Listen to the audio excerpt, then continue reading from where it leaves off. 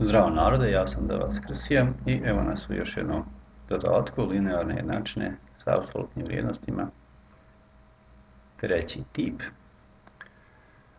Dakle, opet tražimo nulu izraza pa kažemo da je 1 minus 2x jednako nuli, odnosno minus 2x jednako minus 1. I kad se podijelimo sa minus 2 imat ćemo da je x jednako 1/2. Dobro.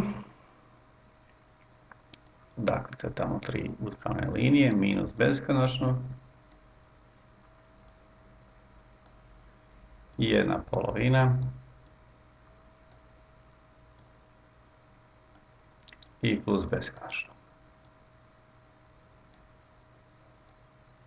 1/2 nam dolazi od 1 minus 2x.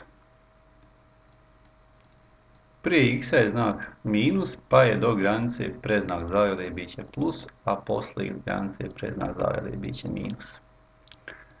Dakle, ovo je prvi slučaj. I kaže, idi od minus beskonačnosti pa do 1/2. A kako je ispred 1/2 znak plus, znači uključi i 1/2. Dakle, možemo komotno prepisati zagradu, pa reći 1 minus 2x minus 1 plus 2x jednako 0. Minus 2x i 2x se poništi.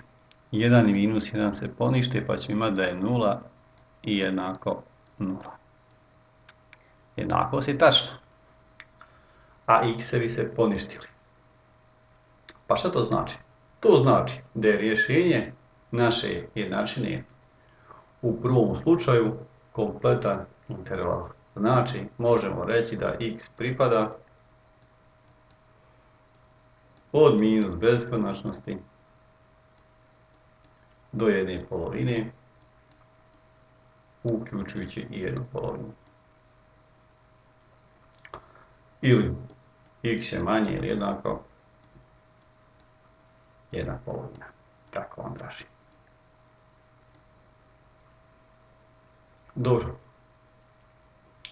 Da vidimo šta kaže drugi slučaj. Drugi slučaj kaže idi od 1/2 pa do plus beskonačnosti.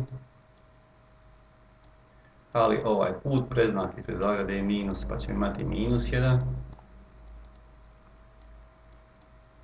plus 2x minus 1 plus 2x jednako 0. Ovi 2x i ovi 2x su 4x.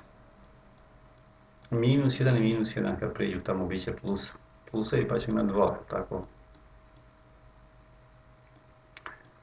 Kad podijelimo sa 4 imat ćemo da je x jednako 1/2. Po ovom uslovu ne bi trebalo da uključimo, ali bez obzira mi bi na osnovu prvog rješenja mogli reći, znači da je rješenje naše jednačine manje ili jednako od 1/2. Eto narode, bilo bi sve za ovaj video, do novog videa, puno pozdrava od Davas Krsija. Čujemo se.